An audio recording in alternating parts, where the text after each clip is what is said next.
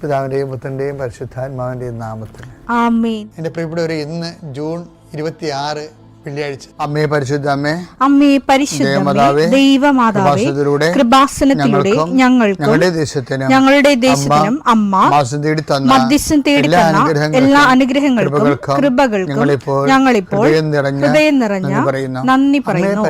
അമ്മേ പരിശുദ്ധമേ, ദൈവമാതാവേ, 2004 ഡിസംബർ 7 ഉച്ചകഴിഞ്ഞ് 2:30 കൃപാസനത്തിൽ സംഭവിച്ച അമ്മയുടെ പ്രത്യക്ഷപ്പെടലിനെക്കുറിച്ച് തിരുസഭയ്ക്ക് സമർപ്പിച്ചിരിക്കുന്ന പഠനരേഖകളുടെ മേൽ സഭാത്മകമായ പഠനം ആരംഭിക്കുവാൻ ഞങ്ങൾ പ്രാർത്ഥിക്കുന്നു. അമ്മേ പരിശുദ്ധമേ, ഭൂസ്വർലോകങ്ങളുടെ രാജ്ഞിയായ അങ്ങേയ്ക്ക് ഭൗമസംരക്ഷണത്തിനായി പ്രപഞ്ചപ്രകൃതിയെ തന്നെ തിരുസഭ പ്രതിഷ്ഠിക്കുവാൻ ഈ പ്രത്യക്ഷീകരണം വഴി ഇടയാക്കണമേ. പരിശുദ്ധമേ, ജപമാല മാതാവേ, സകല കൃപാസനം പ്രാർത്ഥനയോടും ചേർത്ത് ഞങ്ങളിപ്പോൾ പ്രാർത്ഥിക്കുന്ന ഈ കുടുംബത്തിന്റെ പ്രത്യേക നിയോഗം പറ മക്കളെ.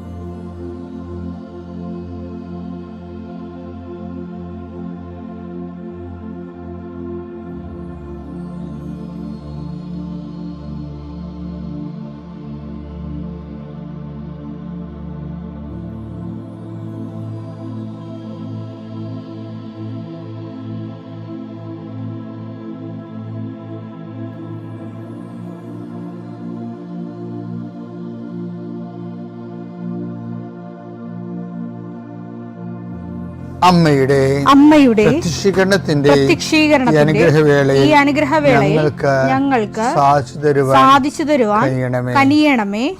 ആമേൻ. വിശ്വാസ പ്രമാണം. സർവശക്തനായ പിതാവും ആകാശത്തിന്റെയും ഭൂമിയുടെയും സൃഷ്ടാവുമായ ദൈവത്തിൽ ഞാൻ വിശ്വസിക്കുന്നു. അവിടുത്തെ ഏകപുത്രനും ഞങ്ങളുടെ കർത്താവുമായ ഈശോമിശിഹായിലും ഞാൻ വിശ്വസിക്കുന്നു. ഈ പുത്രൻ പരിശുദ്ധാത്മാവിനാൽ ഗർഭസ്ഥനായി കന്യകാമറിയത്തിൽ നിന്ന് പിറന്ന് പൊന്തിയോസ് പീലാത്തോസിന്റെ കാലത്ത് പീഡകൾ സഹിച്ച് കുരിശിൽ തറയ്ക്കപ്പെട്ട് മരിച്ച് അടക്കപ്പെട്ട് പാതാളങ്ങളിൽ ഇറങ്ങി മരിച്ചവരുടെ ഇടയിൽ നിന്ന് 3-ാം നാൾ ഉയർത്ത് സ്വർഗത്തിലേക്ക് എഴുന്നള്ളി സർവശക്തിയുള്ള പിതാവായ ദൈവത്തിന്റെ വലതുഭാഗത്തിരിക്കുന്നു.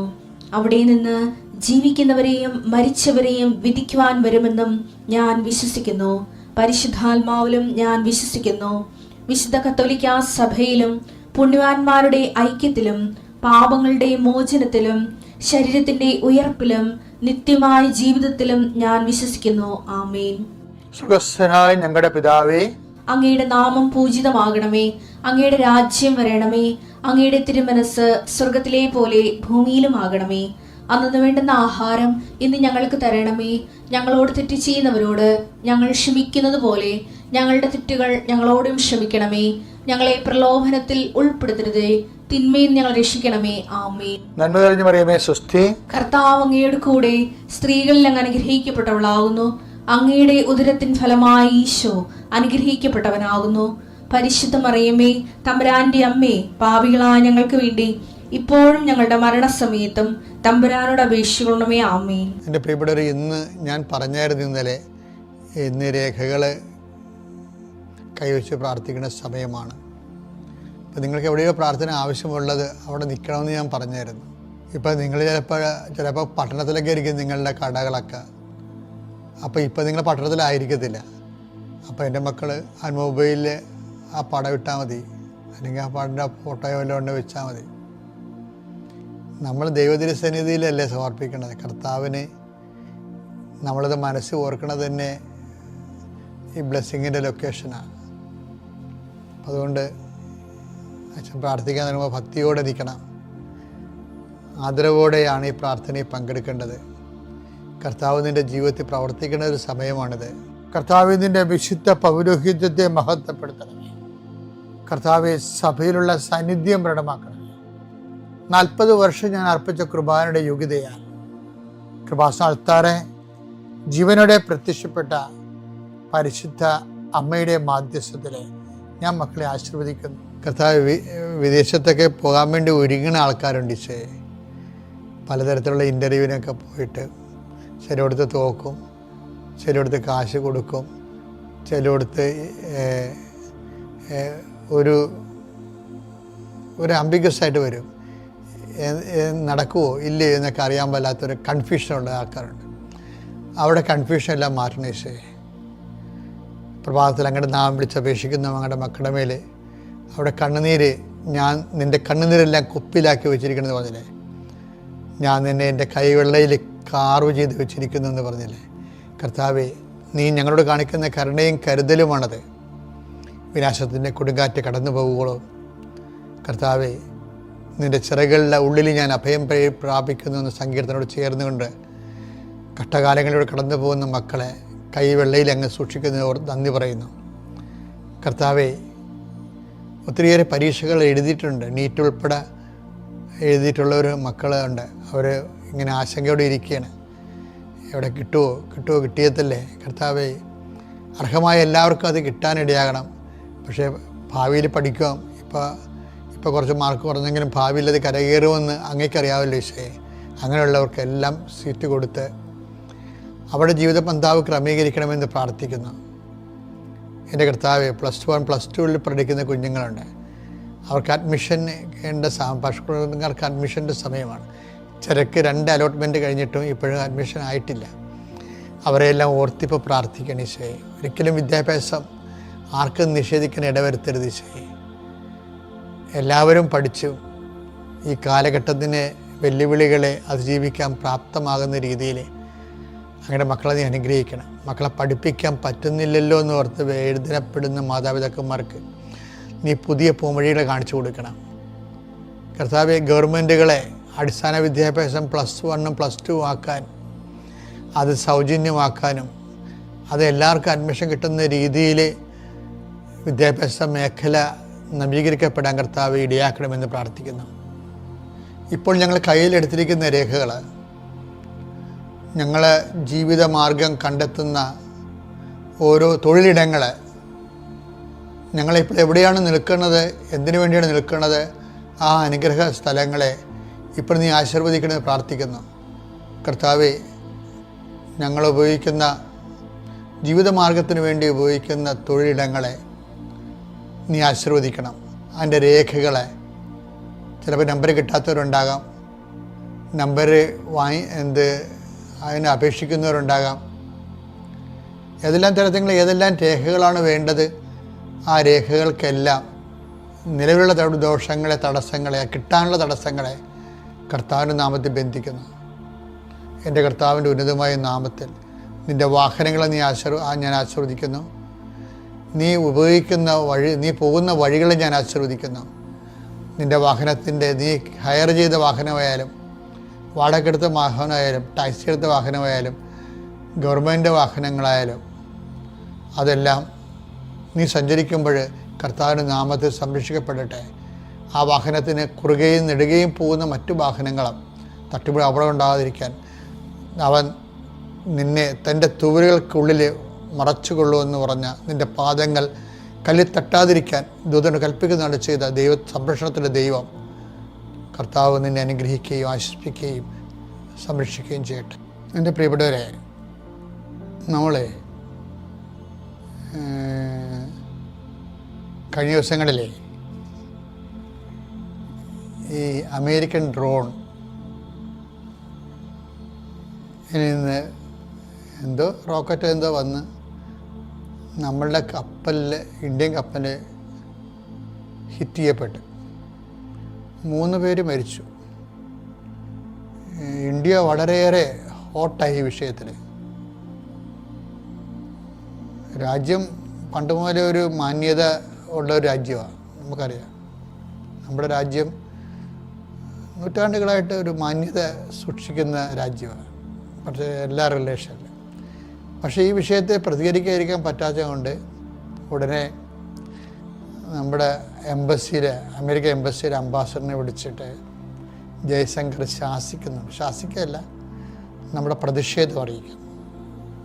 അത് ഒരു മാന്യമായ നയതന്ത്ര നടപടിയാണത്. പ്രതിഷേധം അറിയിക്കുക,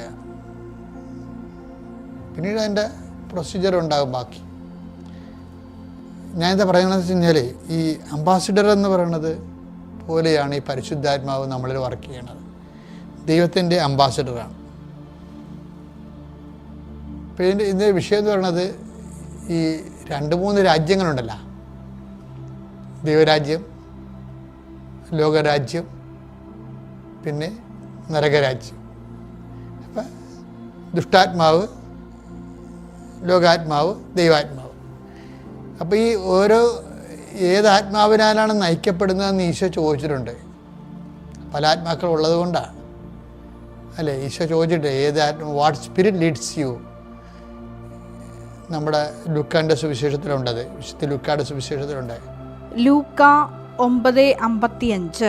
ലൂക്ക 9:55. ഏത് വിധത്തിലുള്ള ആത്മാവാണ് നിങ്ങൾക്കുള്ളത് എന്ന് നിങ്ങൾ അറിയുന്നില്ല. അപ്പം അങ്ങനെ ഇതൊരു അപകട മേഖലയാണ്. അതായത് ഏത് വിധത്തിലുള്ള ആത്മാവെന്ന് പറയുമ്പോൾ ആത്മാക്കൾ പലവിധം ഉണ്ടെന്നല്ലേ വ്യക്തമാകണത്. ഏതാത്മാവാണ്? ഇപ്പം മാതാവ് ചോദിക്കണില്ലേ, ഇതെങ്ങനെ സംഭവിക്കും, ഞാൻ പുരുഷനെ അറിയുന്നില്ലല്ലോ. അപ്പോൾ എന്താണ് മാലാഖ പറയണത്? പരിശുദ്ധാത്മാവ് നിൻ്റെ മേൽ വരും, അതിൻ്റെ ശക്തി നിന്നെ പ്രവർത്തിക്കും. അവിടെ എന്താണത്? അത്തിൻ്റെ പരിശുദ്ധാത്മാവാണ് വരണത്, അത്തിൻ്റെ ശക്തിയാണ്. ഈ ദൈവാത്മാവിനാൽ നയിക്കപ്പെടുന്നവർ ദൈവത്തിൻ്റെ മക്കളാണെന്ന് നമ്മൾ പൗലോസിൻ്റെ ലേഖനത്തിൽ വായിക്കുന്നുണ്ട്. 8:14 ദൈവാത്മാവിനാൽ നയിക്കപ്പെടുന്ന ദൈവത്തിൻ്റെ മക്കളാണ്. അപ്പോൾ ദൈവത്തിൻ്റെ ആത്മാവിനാണ് നയിക്കപ്പെടുമ്പോൾ നമ്മൾ ദൈവത്തിൻ്റെ മക്കളാകും. അതാണ് ഈ അംബാസഡർ ഇന്നെന്ന് പറയണത്. ദൈവത്തിൻ്റെ പരിശുദ്ധ അംബാസഡറായ പരിശുദ്ധാത്മാവ് നമ്മളിലുള്ള സമയത്താണ് നമ്മൾ ദൈവമക്കളായിട്ട് മാറുന്നത്. ഇനി നമ്മൾ വേണമെങ്കിൽ ഈശോ പറഞ്ഞ പോലെ പണ്ട് സബദി പുത്രന്മാരുടെ കാര്യമില്ലേ, അവർ സമരിയാക്കാരുടെ തലയിൽ തീയും ഗന്ധകവും വീഴാൻ വേണ്ടിയല്ലേ അധികാരത്തിന് വേണ്ടി ചോദിക്കുന്നത്. അപ്പം നശിപ്പിക്കാനല്ലേ അത്, അവരെ നശിപ്പിക്കുക. അപ്പം നശിപ്പിക്കുന്ന ആത്മാവെന്ന് പറഞ്ഞാൽ എന്താണ്? യോഹന്നാൻ 10:10 എന്താണത്? കൊല്ലാനും നശിപ്പിക്കാനുമാണ് കള്ളൻ വരുന്നത്. അപ്പം അത് ഒരു അരൂപിയാണ്, കള്ളൻ്റെ അരൂപി, ദുഷ്ടൻ്റെ അരൂപി, പൈശാചിക അരൂപി. ഇപ്പം നമ്മൾ കുറേ സംഭവം കണ്ടില്ലേ, പൈശാചിക അരൂപിയുണ്ട്, പരിശുദ്ധാത്മാവുണ്ട്, പിന്നെ ഇത് കൂടാതെ എന്താണ്, ഈ ആത്മാവിനെ സ്വീകരിക്കാൻ ലോകത്തിന് പറ്റത്തില്ലെന്ന് ഈശോ പറഞ്ഞ 14-17 യോഹന്നാൻ്റെ സുവിശേഷത്തിൽ. അപ്പോൾ ലോകത്തിൻ്റെ ആത്മാവും ഉണ്ട്. ഇതിൻ്റെ ഒരു വിഷയം എന്ന് പറയുന്നത് നമ്മളിൽ ആത്മീയ ജീവിതം എന്ന് പറഞ്ഞാൽ എന്താണ്? ആത്മാവിനാൽ നയിക്കപ്പെടുന്ന ജീവിതമാണ്. ഈ ആത്മാവ് നമ്മളെ നയിച്ചില്ലെങ്കിൽ നമുക്ക് ആത്മീയ ജീവിതം ഇല്ല. അങ്ങനെ ആത്മീയ ജീവിതം ഇല്ലാത്ത ഒരു തുരിയ സ്റ്റേജ് ഇല്ല ശരിക്കും പറഞ്ഞാൽ. അതിന് പകരം ആത്മീയ ജീവിതം ഇല്ല എന്നുണ്ടെങ്കിൽ ലൗകിക ജീവിതം ശക്തിപ്പെട്ടിരിക്കും. ലൗകിക ജീവിതം മൂത്ത് വരുമ്പോഴാണ് നരക ജീവിതം തുടങ്ങുന്നത്, പൈശാചിക ജീവിതം. അപ്പോൾ ഇതിൻ്റെ വരുന്ന വിഷയം എന്ന് പറയുന്നത് ഈ ദൈവാത്മാവിനാൽ നയിക്കപ്പെടുന്നില്ല എന്ന് പകരം ലോകാത്മാവാണെന്നുണ്ടെങ്കിൽ സംഭവിക്കാൻ പോണ എന്താണ്? പരിശുദ്ധാത്മാവ് കിറ്റാകും. ഉടനെ പരിശുദ്ധാത്മാവ് നമ്മുടെ ഉള്ളിൽ നിന്ന് വിട്ടുപോകും. അത് വിട്ടുപോകുമെന്ന് പറയാൻ കാര്യം പരിശുദ്ധാത്മാവിനെ ദുഃഖിപ്പിക്കരുതെന്ന് പറഞ്ഞതിൻ്റെ കാരണം അതാണ്. എഫേസ്യർ 4:30 വായിച്ചു. രക്ഷയുടെ ദിനത്തിന് വേണ്ടി നിങ്ങളെ മുദ്രിതരാക്കിയ ദൈവത്തിന്റെ പരിശുദ്ധാത്മാവിനെ വേദനിപ്പിക്കരുത്. വേദനിപ്പിച്ചു കഴിഞ്ഞാൽ അംബാസഡർ അപ്പം തന്നെ പോകും. ലോകരാജ്യമാണ് ഇവിടെയെന്നുണ്ടെങ്കിൽ പിന്നെ പരിശുദ്ധാത്മാവ് നിൽക്കത്തില്ല. നിങ്ങൾ ആമ്പായിട്ട് പരിശുദ്ധ കുർബാന സ്വീകരിച്ചാലും എല്ലാം കണക്കാണ്. അതായത് ഒത്തിരി ആൾക്കാർ പറ്റിപ്പിൽ ജീവിക്കുന്നുണ്ട്. കാര്യം പരിശുദ്ധാത്മാവില്ല, പിന്നെ എന്തിനാണ് നിങ്ങൾ പരിശുദ്ധ കുർബാന സ്വീകരിക്കണേ? How can you receive it? അത് പരിശുദ്ധാത്മാവ് ഉണ്ടോ ഇല്ല എന്നുള്ളത് എങ്ങനെ അറിയണത്? ഈശോ ചോദിച്ചില്ലേ, വാട്ട് സ്പിരിറ്റ് ലീഡ്സ് യു? എന്ത് അരൂപിയാണ് നിങ്ങളെ നയിക്കണത്? അപ്പോൾ ആ അരൂപി എന്ന് പറഞ്ഞത് കൊല്ലാനും നശിപ്പിക്കാനുള്ള അത് അരൂപിയാണെങ്കിൽ ദുഷ്ടൻ്റെ അരൂപിയല്ലേ വരണത്. അപ്പോൾ അതുകൊണ്ട് തന്നെ ആത്മീയ ജീവിതത്തിന് നല്ല വില കൊടുക്കാതെ, അത്ര വില കൊടുക്കാതെ നമുക്കിത് മുന്നോട്ട് പോകാൻ പറ്റത്തില്ല. അതുകൊണ്ട് തന്നെ പരിശുദ്ധാത്മാവ് ദുഃഖിപ്പിക്കുക മാത്രമല്ല, നിർവീര്യമാക്കരുതെന്നും പറയുന്നുണ്ട്.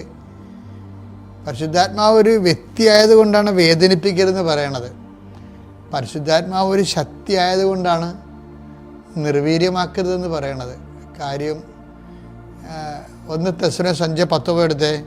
ആത്മാവിനെ നിങ്ങൾ നിർവീര്യമാക്കരുത്. ആത്മാവിനെ നിങ്ങൾ നിർവീര്യമാക്കരുത്. അതിൻ്റെ അർത്ഥം കണ്ടാ, ആത്മാവിനെ നിങ്ങൾ നിർവീര്യമാക്കരുത് എന്ന് വെച്ചാൽ അർത്ഥം എന്താ? നമുക്ക് വേണമെങ്കിൽ നിർവീര്യമാക്കാവുന്ന അതിൻ്റെ അർത്ഥം. പല അണ്ണന്മാർക്ക് സംഭവിച്ചിരിക്കുന്നത് അതാണ്. അവർ ലോകാരൂപിയിൽ ജീവിക്കാൻ വേണ്ടി പരിശുദ്ധാത്മാവ് ജീവിച്ചു വരുമ്പോൾ പരിശുദ്ധാത്മാവ് ഓട്ടോമാറ്റിക്കലായിട്ട് നിർവീര്യമാകും. പിന്നെ പരിശുദ്ധാത്മാവ് നിർവീര്യമായ സ്ഥിതിക്ക് പിന്നെ ഒന്നും ആ വ്യക്തിയിൽ നിന്ന് പ്രതീക്ഷിച്ചിട്ട് കാര്യമില്ല. ആ വ്യക്തി നന്മകളൊക്കെ ചെയ്യുമായിരിക്കും. അത് ആൾ കളിക്കാനും വേണ്ടി മറ്റുള്ളവരുടെ മുമ്പിൽ നല്ല പിള്ള ചമയാൻ വേണ്ടിയുള്ള ലോകാരൂപിയുടെ തന്നെ മറ്റൊരു അഭ്യാസമായിരിക്കും. ദൈവമായിട്ട് ചിലപ്പോൾ അതിന് ബന്ധമുണ്ടാകത്തില്ല. ദൈവമായിട്ട് ബന്ധമില്ലാത്ത നന്മ പ്രവൃത്തികളെന്ന് പറയണത് ഹൃദയമില്ലാത്ത പ്രാർത്ഥനയ്ക്ക് തുല്യമാണ്. അതുകൊണ്ട് ആത്മീയ ജീവിതത്തിലാണോ എന്ന് നമ്മൾ ചിന്തിക്കുകയും അല്ല എന്നുണ്ടെങ്കിൽ വണ്ടി പാളത്തിൽ കൊണ്ടുവന്ന് ഇടാൻ വേണ്ടി പ്രത്യേകം ശ്രദ്ധിക്കുകയും ചെയ്യുക. പിതാവിൻ്റെയും പുത്രൻ്റെയും പരിശുദ്ധാത്മാവിൻ്റെയും നാമത്തിൽ.